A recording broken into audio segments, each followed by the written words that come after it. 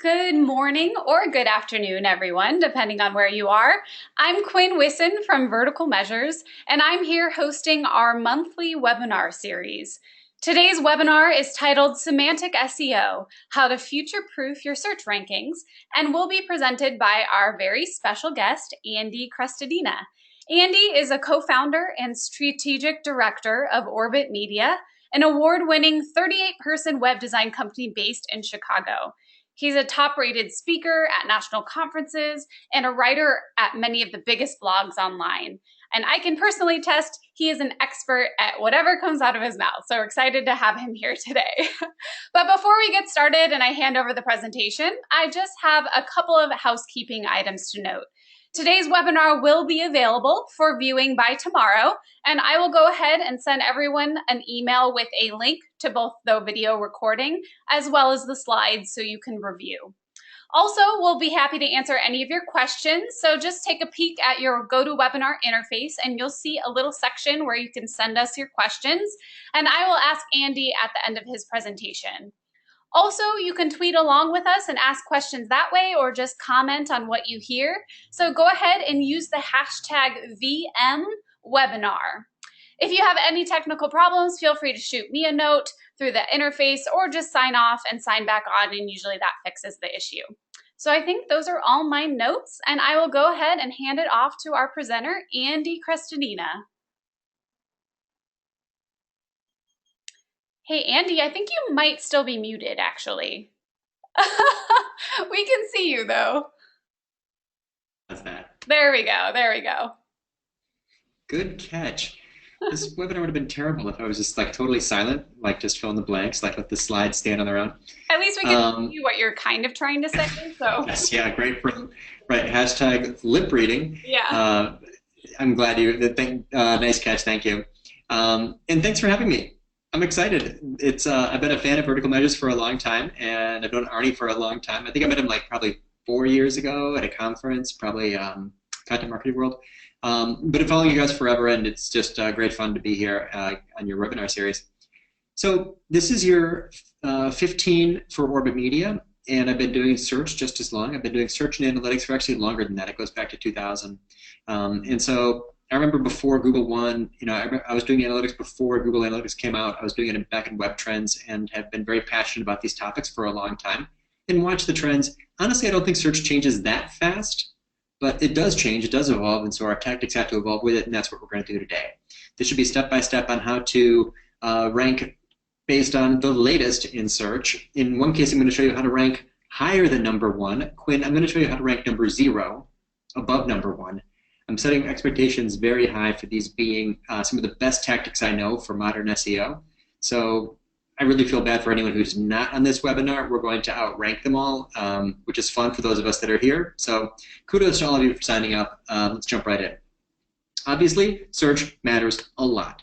Google has won. They dominate. They have huge market share. Their market share is so high that other companies have to try to figure out what it is. They don't even tell us what their market share is. They worry about antitrust, not just for desktop, but for mobile. Huge, huge dominance on mobile. And ranking high is insanely important. The click-through rate by search position is extremely high. It's like one of those giant curves that you see all the time in marketing. The top-ranked site might get as many as 30% of the clicks on average, which might be twice as much as ranking number 2. Right? It's to the victor with the spoils. It makes an enormous difference how high you rank. But to be accurate, honestly, we should pull out the branded searches. People searching for brands, everyone should rank number 1 for their business name. Not SEO is about ranking for the non-branded key phrase, right? It's not about ranking for your name. You should already rank number 1 for your name. So even if you strip out the brand, right, the top-ranked page, the top will probably get 25% of the clicks. It's big. Also, though, mega trend. Let's keep in mind that this is universal search now, and that there's all kinds of things that appear in search results. And if you look at you search for a head key phrase, right, a big phrase like wedding dresses, you're going to see ads, products, places, right, Google Local. You've got images in there. The number 1 ranked site on this page is way down below the fold, right, pretty far down. That's organic as the light blue at the bottom. Get more specific, and it gets a lot better. You've got some products, you've got some ads, you've got some images, and then you've got all the, a lot of the page is about organic. So you don't get pushed down nearly as much. The more you go with a niche phrase, the better organic's going to do for you. there's I think it's 80% of search results will return search results pages that have the four link advertisements at the top. But the more specific phrases, it's less so. So it's really important to niche down. You can just see the breakdown, right? Universal search. This is a mega topic. I'd be missing out if I didn't teach you that first. Now let's do a quick high-level recap of SEO in general, right? Big picture. Two things matter in search. Two things matter. They are relevance and authority. Relevance. You write a piece of content, you target a key phrase, that key phrase is on the page, you're choosing and using key phrases appropriately. That maybe links to something else, some research somewhere, right? That link going from your site to someone else's site, that's links are part of SEO. You write another post somewhere else on the internet, and that actually is targeting another key phrase, and that is actually linking back to your site. Now, which of these things in red, which of these links, which of these key phrases is relevant to your SEO? Relevance and authority. The relevance on the key phrases on your page or website, and the links to your page from other sites. Key phrases on other sites don't help you. Links going out from your site don't make a difference. At least there's only very weak evidence for that. So basically what we're talking about is relevance and authority as in key phrases on your page and links to your site. I have to cover that first because we're going to go deep into this topic of SEO right now. And I want to make sure that everyone's just in basic agreement about those basic two top-level, big-picture criteria. That's what matters most. When you figure that out, then you start to do lots of other stuff, such as more posting on the people's websites. We're going to touch on that. And maybe creating research, right? Who's got all the links in this diagram? It's the people who create research. And actually SEO, I mean, we have to do content marketing in general, or else there's nothing for Google to link to. So we have to. So that's why content marketing and SEO is all merged these days. Maybe you noticed this. All the SEO companies in the last 5 years have all rebranded themselves as content marketing companies for good reason, right? If you're doing SEO without content, what are you doing? It's kind of spammy probably, right? So that's why we have to create this mini version of Wikipedia for our websites to attract enough authority so that our sales pages will rank high. If you want to rank #1 for dog training in Chicago, you better have a lot of articles about why do dogs bark at night and how to get your dog to roll over and beg and all these things, right? That's how SEO really works these days. The pages without content marketing, sites without any content marketing, sites that are strictly an online brochure, probably not going to get great results. Okay, here we go. Future-proof ranking. We're going to talk about semantic search. We're going to talk about natural language. We're going to talk about user interaction signals, critically important. Talk about growing your network and relationships, because that matters a lot. And we're going to talk about the Google Quality Rater guidelines. If you haven't seen them yet, I'm going to reveal to you something that was originally leaked. It's the Quality Rater guidelines, where Google describes what a good page is and what it isn't. Semantic. We'll do semantic first. Okay, Amit Singhal, formerly the head of the Google search team, I also think of him as the most powerful man in the world, gave this quote, which tells us a lot. He says, "We've been working on an intelligent model that understands real-world entities and their relationships to one another. Google rankings is really now about things, not strings." It's really important because what we want to do is to target the topic. Google is a semantic search engine. They're understanding intent. It's not just about that combination of letters and words. It's about talking about the topic more broadly. It's about making the best page for that visitor's intent. It's about topics. It's about things. It's about entities. So let's say I'm going to write an article and it's about footer design, how to design a website footer. I'm not just going to talk about website footer design as those combination of words and letters.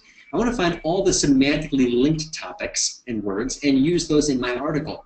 Here's where I find them. First, I'm going to search for my phrase in Google and then put in the next letter of the alphabet. And it's going to show me all the phrases that Google recommends as if I was searching for the phrase. These are linked semantically in Google. I'm going to take these out of this list. I'm going to take them out of here and put them on a list. And if I type the next letter of the alphabet, it's going to give me more phrases, right? Now, it's long and slow and boring to type every letter of the alphabet. So go to a tool called keywordtool.io, and it will scrape for you all those phrases that Google would suggest. Brilliant. Simple.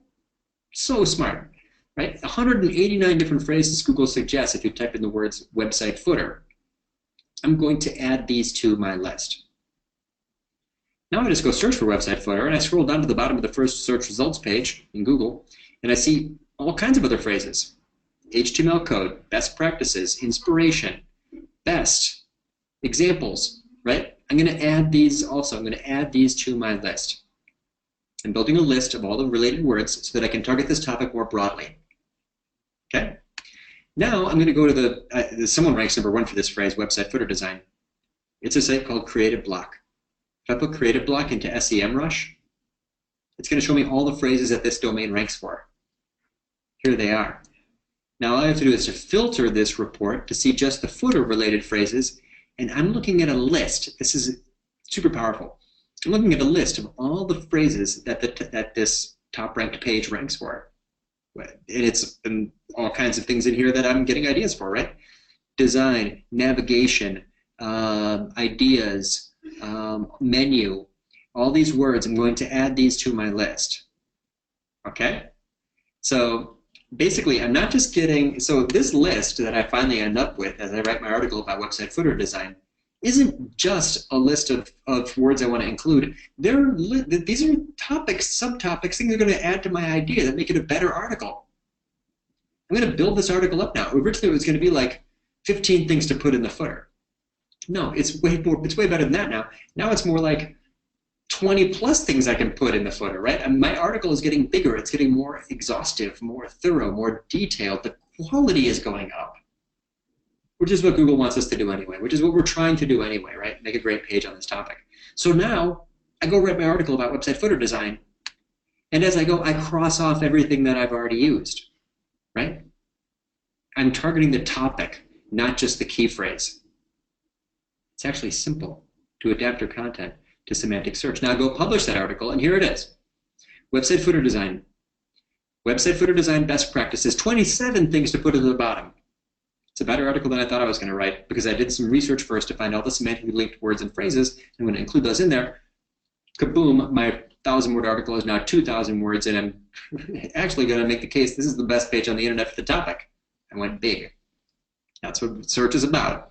You know, Google is going to rank the best pages on the internet for that topic. I'm not trying to trick a robot. I'm trying to make an awesome page. So all I had to do was to find the words and phrases that were that semantic linkage, and then I'm going to put those into my content. I'm going to come back later to this page and show you the ROI and the actual ranking for it. I'll come back to the results at the very end. 2, I don't know if you've done this yet. Talk to your phone. I did it yesterday. We now use voice as search, right, in our phones. We use voice to talk to a wearable device, like a watch. We use voice, if you haven't yet, you will, to talk to your car's dashboard. And we use voice to talk at home. Anyone have one of these yet, like the Amazon Echo? Drop us a comment. I wonder if maybe everyone's starting to use these now, right? Google's going to come out with one. This is a big category suddenly, right? The home digital assistant. Google Home is coming up, Amazon Echo. What are the voice tools? You know them, right? Microsoft Cortana, Apple Siri, Google Now, and Amazon Echo, or Amazon Alexa, she's called. So now this is just really a trend, and I'm not going to tell you how to rank in voice search results, in audio search results, because that's not really a ranking, right? It's just a response, but there is some relevance to Google search results pages, and there's a way to adapt your content for natural language search. People are typing in longer, more specific, crazy 11-word long key phrases, full questions, and you can adapt that by writing full answers. Here's a client of ours, a skincare company. They write an article about enzyme exfoliation, what it is and what it does. They don't just write it in any which way. They write it as if they're writing for the dictionary, the complete question. Read it. What is enzyme exfoliation? There's lots of content out there that answers this question, what is, but they don't write it out as a question. They break it up, right? They dilute their meaning. They don't have the self-contained, encapsulated, specific, plain English, full sentence. Question and answer. Question, answer. What is enzyme exfoliation? Enzyme exfoliation is a type of chemical exfoliation that blah, blah, blah, blah, blah. Okay, if you do this well, and if it aligns with what people are really looking for and interacting with on the internet, Google search results may reward you with the knowledge box right there at the top. This is the #1 ranked page. This is ranking above #1. That's like ranking 0. And how do you make that happen? You just have to put in the full plain English sentence, right? What's the ideal length for a search optimized blog post? The ideal length for a search optimized blog post is 1,500 words. I did this recently. I'll share the link if anyone's interested. My last newsletter article was listing out the top 7 job marketing marketing job descriptions and the salary for each. How much does a marketing manager make? The median salary for a marketing manager is $86,215, whatever the data was, right? Go look at my last blog post on orbitmedia.com and you'll see that how I do not break up my content to separate meaning across different sentences. These articles include the full question, the full answer, and that way you can get rewarded with the knowledge box. I don't know what this will do for your click-through rates. I don't think you're placing a good bet if all of your content is soundbite answers to things, because people can get that without leaving the search results page. But someone's going to win it. Why not you? That's what search is all about. Someone is going to win. Someone is searching for this topic today. Someone's ranking for this topic today. Why aren't you ranking for that topic? Why can't you make that great page? Why can't you compete? Right? Every key phrase is a different competition. Every page is a different competitor. How are you doing, right? Why let someone else have that? Why aren't you dominating in search for all these topics where you're an expert? The only reason is you haven't made a great page on the topic yet, right? Using all of these, spreading out your, focusing on these mega trends, totally possible for anyone. Someone's going to win for it. I hope you do. So basically, use complete sentences, use full sentence English questions and answers. User interaction signals. If you're not paying attention to this, or you really should, the competitors of yours that are probably going to get the visitors. Now, for years, Google had a bias against using machine learning in their algorithm. It was a human who gave input and a human who tested the results and said that's a good or bad search results page or a good or bad search result. And then they improved it, they iterated based on that. But they gave up that bias against using machine learning, and now they have artificial intelligence built into the algorithm where it's updating itself, it's optimizing itself, it's rewriting its own rules. And it's based on what? The visitors. It's based on interactions. It's based on what people are doing, the click-through rate on SERPs, and what people are doing on these pages. Now, I'm watching this carefully, and I've been paying attention, and I can see I have hundreds of analytics accounts. We have 1,000 clients, and I have access to tons of analytics accounts every day. And I never have ever seen a correlation between bounce rate and rankings. Look at this. Some of the high-ranking pages in this site have high bounce rates. Some do not. These are all high-ranking pages. So the way to understand this is there are two kinds of bounces. You might search for something, land on a page on Wikipedia, and get every answer you wanted, the full, detailed, most thorough answer to that question, been super happy, met all your goals, loved the page, and then hit the back button. Was it a quality page? Did it deserve to rank? Was it a great answer to the question? Yes. Right? That's a good bounce in Google's eyes. There's also a bad bounce, which is when you go to a page and you leave it unhappy, you didn't get what you wanted. They were both bounces. So bounces do not correlate with high rankings. I've never seen any evidence for it. If anyone has any evidence for this, please share. I'd love to see it. I'm a super nerd for research, and I'm interested in that. The correlation I do see every day is between time on page and ranking. Look, all these high-ranking pages have very high time on page. These are all high-ranking blog posts. People are spending lots of time on there.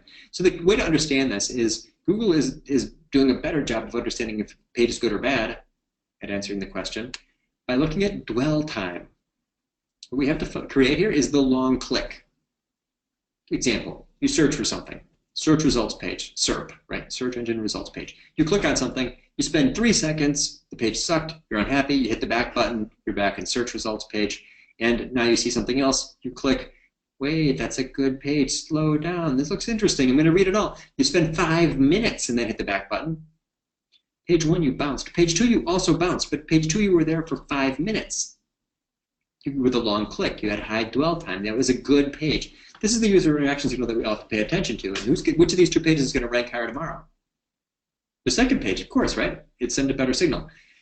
And don't kid yourself about Google having access to this data. They own the #1 search engine, of course. They own the #1 operating system, Android. They own the #1 analytics platform, GA. They own the #1 browser, Chrome. They definitely have this data. Okay, so we know that they're paying attention to this, and this is probably the metric that matters most. So how do we create the long click? How do you create long dwell time? How do you keep your visitors on your page? Here's how. Format for scanners. Slow people down. Use lots of formatting. Headers, subheaders, bullets, bolding. Make the page easy to scan. Scan readers, right? Add multiple images. Add video. Go more internal links, and go deep on the topic. Here's what I'm doing on my content. Here's a page. The page happens to rank high for the phrase How does social media affect SEO? By the way, I break it down. It's not a mystery. I explain exactly how social media affects SEO in this. I'm going to touch on some of these topics in a minute. Now watch as we, and it's got a big video at the top, but also watch as we compare it to another page. This is a terrible page. This page is not formatted for scan readers. This page is a huge blocky paragraph. This is what college professors can do to their students. They force them to read these big, dense books, and they have to do it because they want to graduate. Your website readers are not like that. You can't assign them another captive audience. They hit the back button. It's the one thing that every web page has in common, the back button. We live in fear, rightfully so, that our visitors will quit paying attention to us. So to keep their attention, we got to break up content so it doesn't look like this with 6 lines of text all piled up. It looks more like this, where no paragraph is longer than 2, maybe 3 lines. Subheaders, listed, internal bolding, internal linking. Which of these are people going to stay on? Which of these will have higher dwell time? Which of these are going to rank higher next time because user interaction signals are in fact a ranking factor? So use headers, subheaders, bold lists, numbered lists, bolding, italics, internal links, and multiple images. It's just a fact that people are not reading everything on your website. If people read 250 words a minute, the average web page is X number of words long. The average visitor stays for X number of seconds. You get a calculation, or so did Nielsen Norman Group got a calculation, that maybe 20% of your, 28% of your words are being read. 20% is actually more realistic, more likely. That's the reality. So a great way to slow people down is to use multiple images. We do a survey, maybe Quinn probably took it. We do a survey of 1,000 bloggers every year, or we have for the last 2 years. I'd love to include any one of you in the survey. I need survey respondents to get accurate data and to keep researching this topic. More people are using more than one image than before. It's a trend. People are picking this up, right? Bloggers are using more than one image, and why wouldn't they? Watch what it looks like. You see an image, the image goes away as you scroll, and there's another image. And as that image goes away, there's another image. And so there really isn't any scroll depth at which you can't see at least one picture. Your goal is to make sure that there is no desert of text, that you have pictures like every 500 or 600 pixels, right? This is how to make a more compelling page. This is how to create long dwell time, right? Formatting multiple images. Think of it this way. In a desert of text, images are water. Give your readers a drink. That's the way to do it.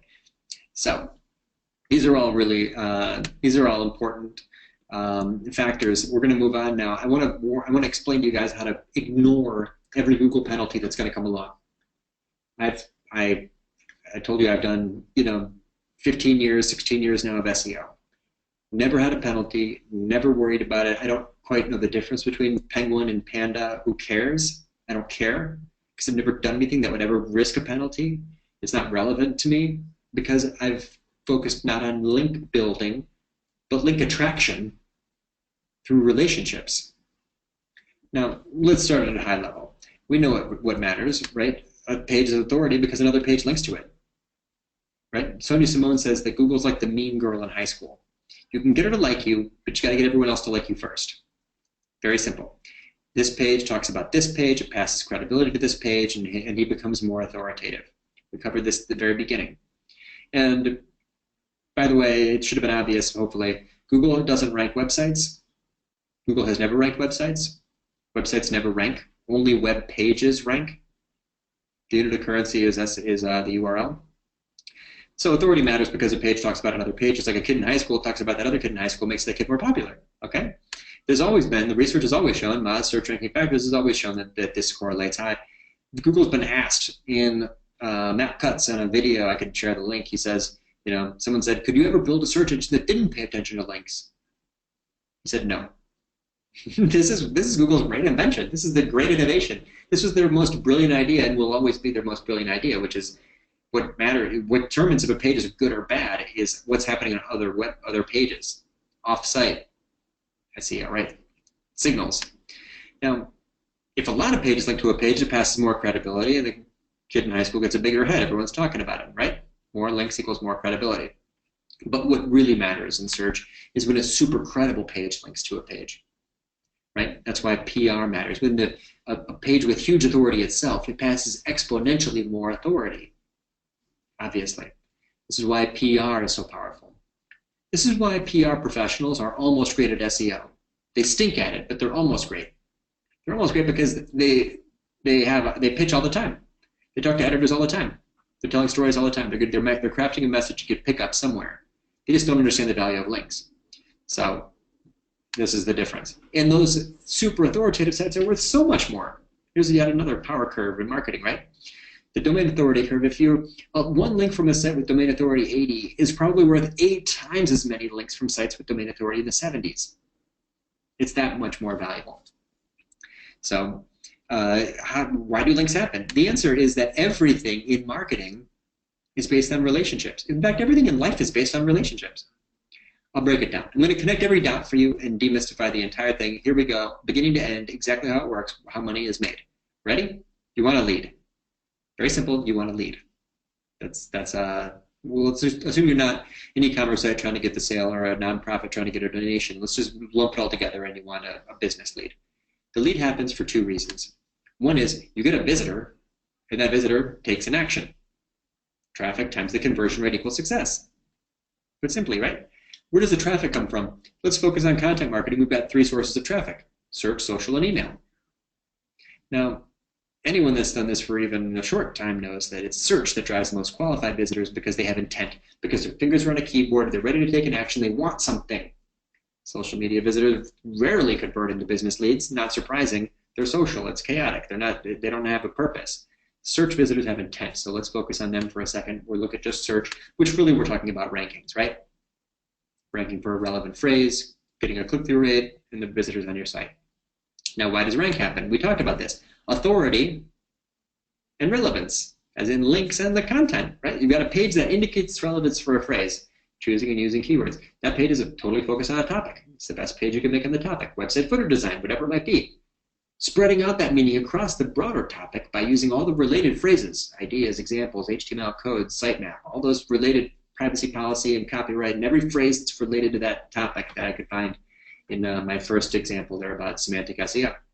But also authority. Now we get to the best question in marketing. Why do people create links? Why do links happen? The answer is there's 2 factors. One is you have to make it visible to someone who makes links. You have to have a relationship with content creators, right? The second is they have to see something that's worth linking to. Something useful, okay?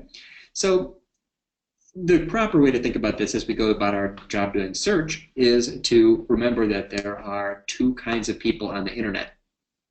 There are the people who make the internet, and there's everybody else. There's content creators, and there's contributors and lurkers and everyone else. Now, once you realize this, you start to look at your new followers and your interactions and the people you meet at events. You look at them all differently because you realize this is someone who creates content, someone I'm going to have a relationship with. You become 100 times more effective in your networking once you realize that 99% of the people you meet don't ever create content. We are a different breed, and we must look for ourselves to get this benefit, this SEO benefit, the search ranking benefit that comes from this. So I'm really talking about journalists, authors, podcasters, academic researchers, event producers, but of course, especially and always bloggers and blog editors.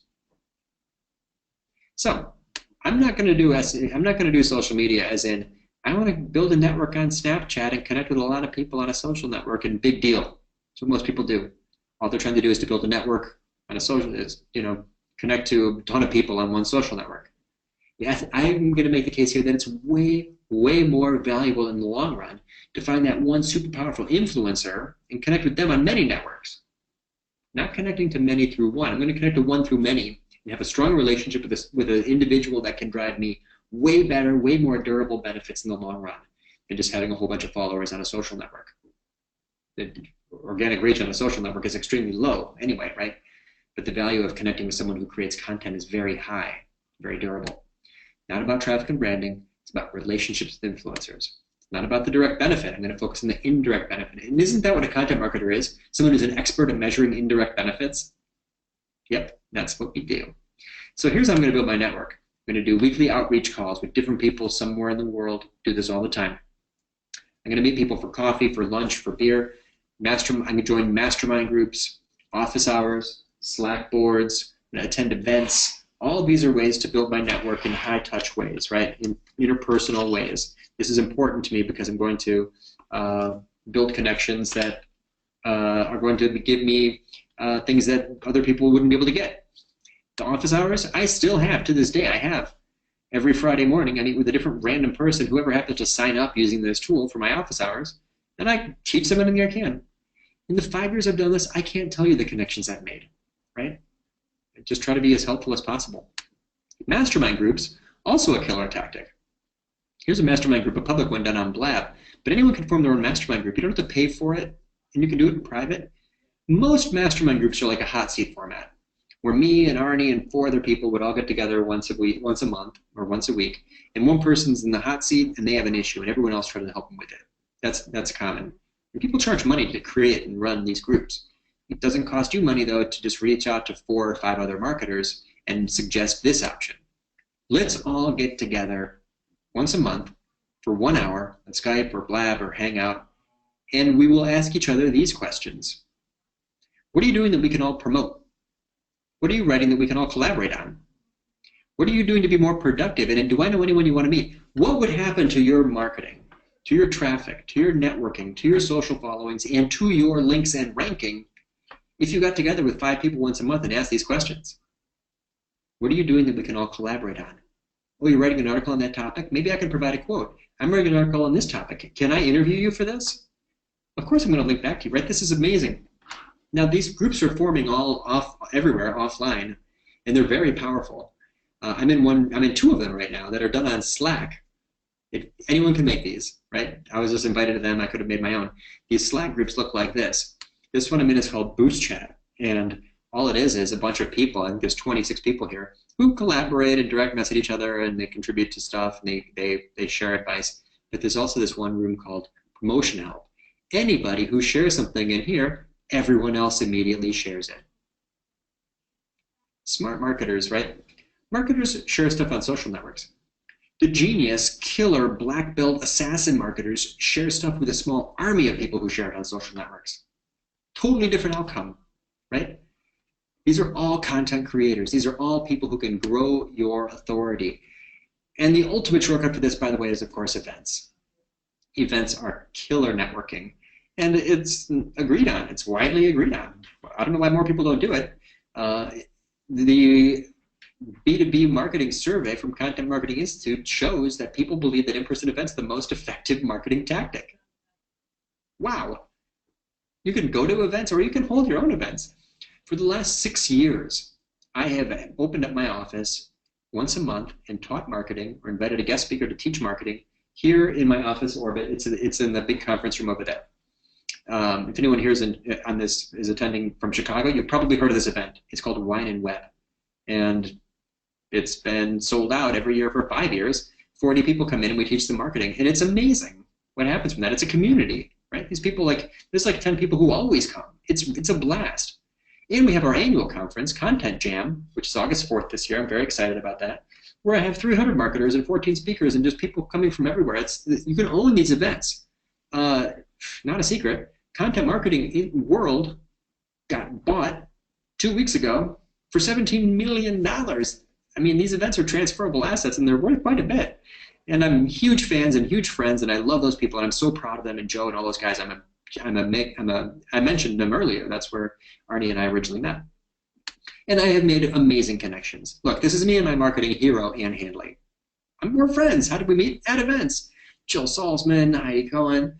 You know, look at all these people. There's Andrea, there's Dina, there's Tom. I love these people, and this is how I met them, at events, right? You can shortcut all of these things and go straight to the relationship building, which you can do at events. I highly recommend attending, speaking, running, organizing, creating events, getting them into your marketing mix. It's a format of content that can lead to incredible relationships with that 1% of content creators that will drive you the big SEO benefits I mentioned earlier.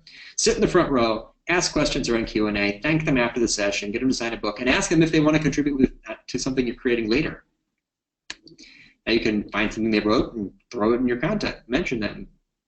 Tell them, hey, I quoted you in this article. Or tell them you're writing something. I'm doing an article about domain authority. Hey, Pete from Dr. Pete from Moz, would you mind contributing? Or just find a group of people who are all similar on topics, send them all. The roundup is a powerful tactic, right? Amazing format. The deep dive interview is very effective. inviting people to guest post. These are all different ways you can collaborate on content with people. And if you're don't have this in your mix, you're missing out. Here's my blogger survey I mentioned. Got the blogger, findings, and then, yeah, of course, I want to put people in my content. I'm optimizing it for social media by including people. Here's my format: 6 questions for 6 fill-in-the-blank job titles. I've done a bunch of these. I got all these people. This is how I met Dr. Pete. He spoke at my conference 2 years ago. I met him on this blog post. You are the media. You are a journalist. They are the source. People very rarely decline to be interviewed. People wake up in the morning hoping to be interviewed. Everyone wants to be interviewed. So definitely the interview is collaborate with people on your stuff. Put them in there. People love that. So I recommend having a very collaborative approach to your content, collaborate with other content creators, and the links will follow. You'll attract links by making great stuff that's visible to people who create content, right? So it's worth a lot. So just think about it this way. One post that's optimized for both search and social. You got an article, never create a piece of content without a plan to promote it. You got an article, it's optimized for search, right? It includes keywords. We talked about this, includes the keywords, includes the related phrases, right? It goes deep. But if your content is optimized for social, it needs to include people.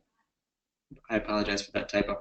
It needs to include people. Content optimized for search includes keywords. Content optimized for social includes people.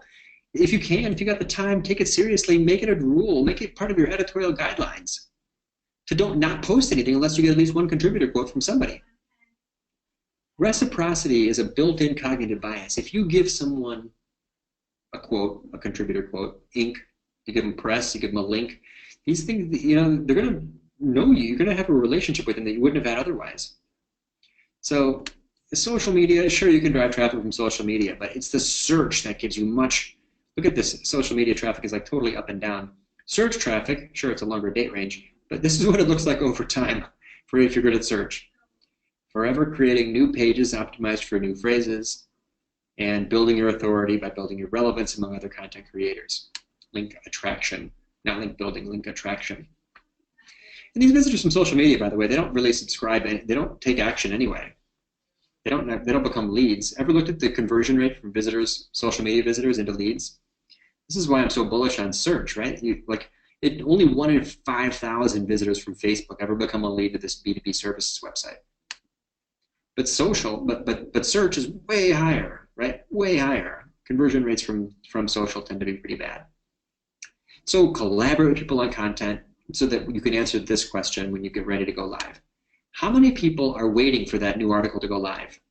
It better not be 0. That would be bad.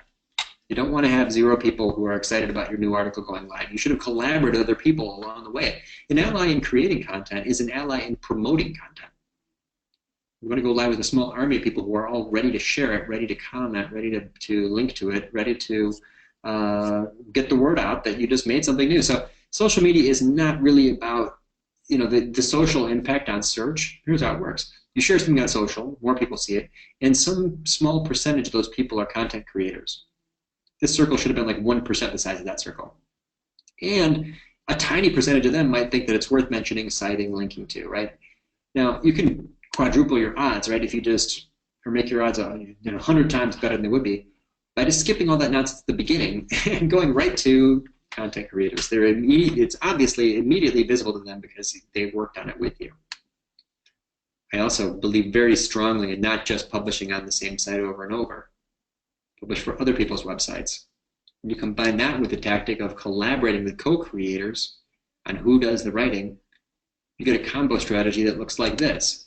This should make the point if it didn't make sense already.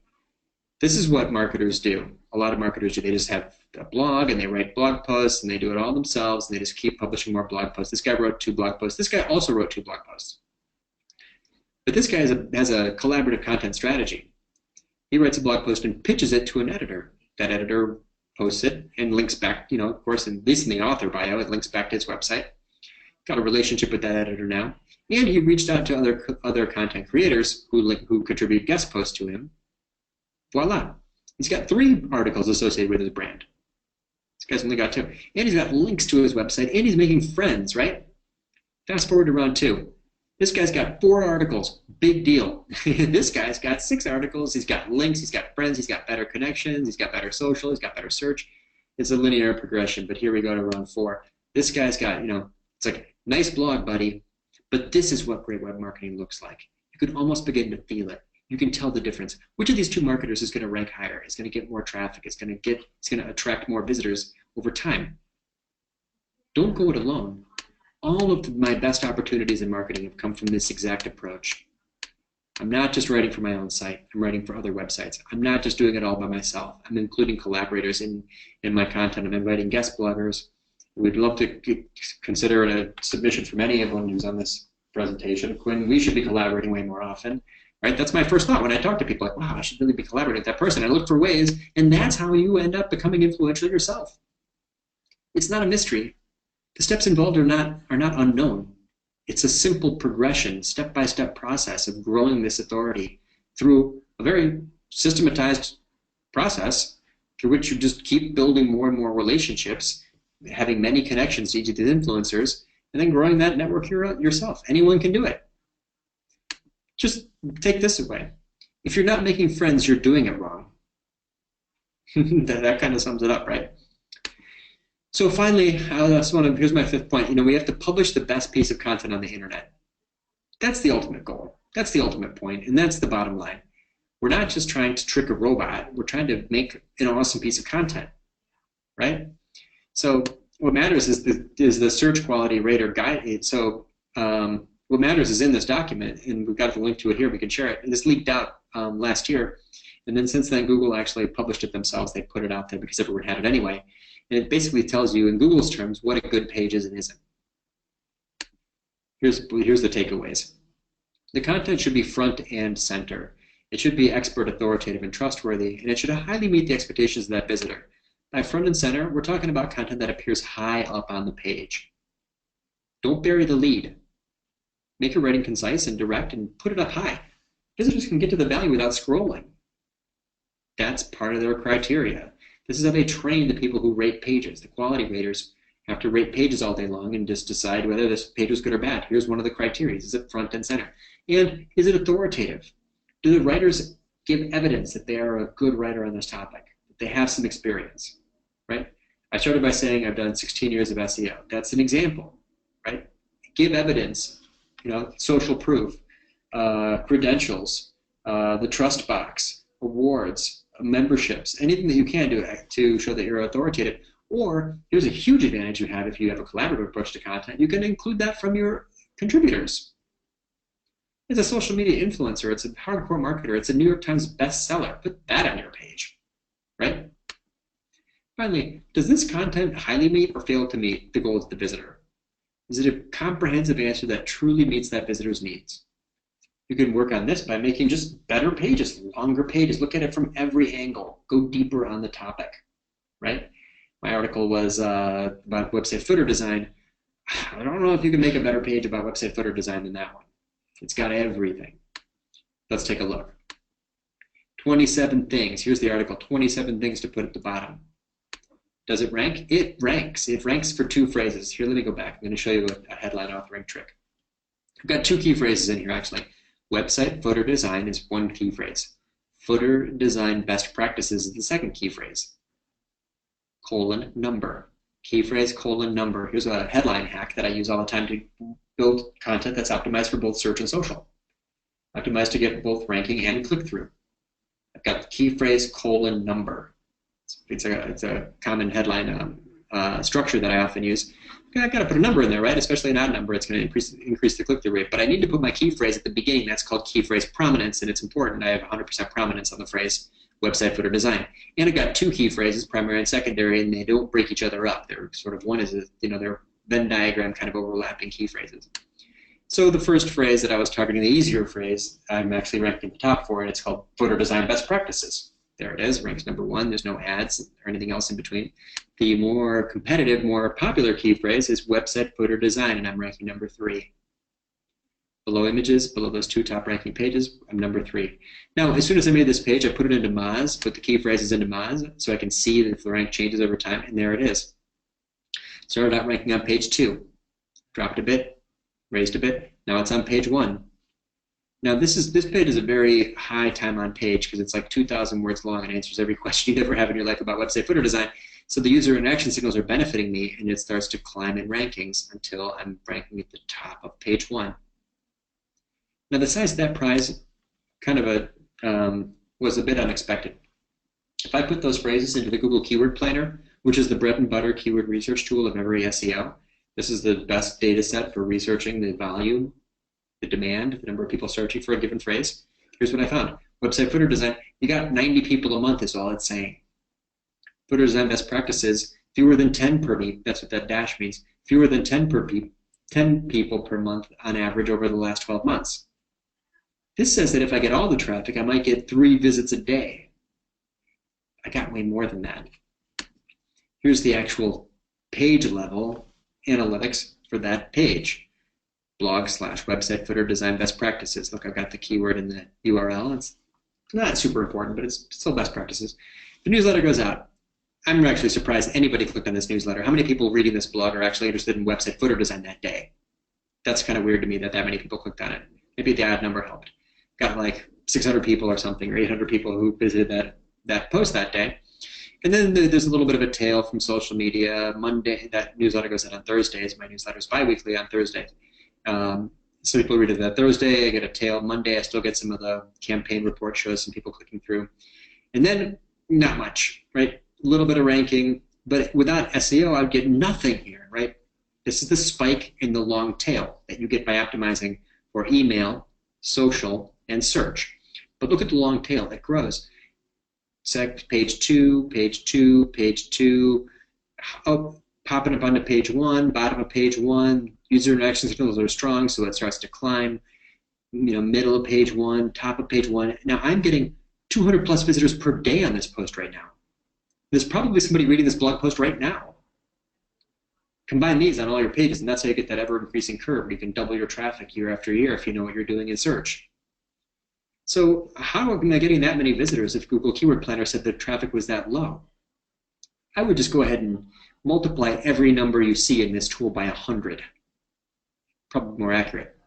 The reason why these numbers are low is because this is exact match data, as if people are searching for that exact phrase in quotes. But we already talked about how Google is a semantic search engine, combining topics, looking for the visitor's intent. It's about things, not strings, right? This tool is showing you the strings. So obviously there's a lot more demand than that suggests, but the point here is that search gives you this long tail. I made it super high quality. I made it long. I found all the semantically linked phrases. I made it. I used multiple images and the best headline I could. And the ultimate benefit I can see in my search console when I look and I see that this article has attracted links. I didn't do any link building at all. It's just simply attracted 17 different websites, source domains have linked to this article over time. So the ultimate rule, right? You reduce your frequency. Blogging every day might be a total waste of time. Don't make more content, make more quality content, make better content, make deeper content, make richer content, make more structured content, more collaborative content, and make the best page on the internet. Be the best answer. Make the best page on the internet for that topic. So we saved a few minutes for questions, but final plug, if you're not in Chicago and you can't come to Content Jam, my best chance to help you is to offer you the book. Everyone knows I wrote this book. It's on Amazon or everywhere. Here's a bit.ly link. You can get it directly from the distributor that way. Content chemistry, it goes into the main topics here: keyword research, domain authority, understanding, why sites rank, and all the tools, search, social, and email. But that kind of wraps us up, Quinn. We're coming back. I think we've left some time for questions. We did. Thank you so much, Andy. I got a comment during the webinar from Mario. He said, I've got to say, this is an absurdly good webinar. So thank you. Yes, I absolutely agree. And it's funny, a lot of your ideation research techniques is exactly what we teach all of our clients here at Vertical Measures, is using the Google Suggest, keywordtool.io, everything. So we love it. So jumping into some questions here, I have a question from Megan. She asks, if you have a niche subject, how do you identify content creators who may overlap but maybe not compete with your space? Sure. There are tools for this, of course. In fact, that category of software is like its own highly evolved, very competitive category for software. It's influencer marketing software. Lots of tools, GroupHigh, InkyBee, Tracker. The one I use a lot is BuzzSumo, Yeah. and I use just Twitter search. So FollowerWonk is a good search tool for Twitter, or just use BuzzSumo. Since this is a topic about search, let's use BuzzSumo because that shows you the domain authority of the sites they write for. Put in your topic there, and you'll see all kinds of people who are relevant to that topic. You can sort them by the size of their following or by the domain authority of the sites they write for, and just filter out the people that look like they'd be business competitors. I would challenge people, though. I mean, I almost never filter anybody out. I mean, even if someone looks like a business competitor, I've had guest blog posts on my site from other web design companies in Chicago. Do I care? Not at all. It doesn't hurt. It's never, once you're secure in your rankings and you feel strongly and you have evidence that you have truly built a high authority site with high quality pages with a high degree of relevance across many topics, you really shouldn't have to worry too much about whether this person is like a real competitor or not. It's probably best to just think of everyone as a potential collaborator. When you sit down with even a real business competitor, it's usually only a few minutes before you realize you do have slightly different niches or different pricing or different angles anyway. But I'd probably just go to the quickest answer, BuzzSumo, and just type in the keyword or the related phrases, and you'll find a giant list. Awesome. And Andy, I get this question in different forms and many times when I teach workshops. And so Suzanne asks, I write blog content for clients such as plumbers. How can I apply your ideas to their content? Which I've also heard as, how do I write content for boring or unsexy businesses? So can you maybe provide some of your insight on that? Yeah, I mean, plumbers would actually be kind of an easy one because these are topics that people search for every day. There's lots of how-to content for a big DIY audience. And just think about all the things that people are curious about related to plumbing. I'm in Chicago where there's a crisis right now where the public schools have found lead in the drinking water. Questions about pipes, questions about construction, questions about how to do it yourself, or this product versus that product, or this approach versus that approach, and how to connect a this adapter to that, or getting the content out of the expert. In the case of like a plumber might be difficult, but if you were to just have an apprentice or someone riding shotgun on that house call there to make a video, send you the video, you could probably repurpose that, just transcribe it partly, or just take snapshots out of it or add to it and make it a really compelling piece of content. But I would what we do in content marketing is often target the business buyer by speaking more broadly to everyone who might be interested in the topic in general. And for plumbing, the DIY content options are enormous. There'd be thousands of topics. I think the topic sort of ideation might not be as difficult as actually trying to get your plumber to sit down with you and tell you how they do their job, and why they chose this material or that material, or what's the best plumbing putty. Great. And Andy, I know this is something that we hear all the time, and we even created a whole website dedicated to it called howtoconvinceyourboss.com. So Megan asked a question. There. Yeah, There's a video from me on that one. Yep. I'm sure there's more than one, probably. So she asked, any suggestions for selling your boss on the importance of blogging and attracting links versus other more immediate SEO strategies?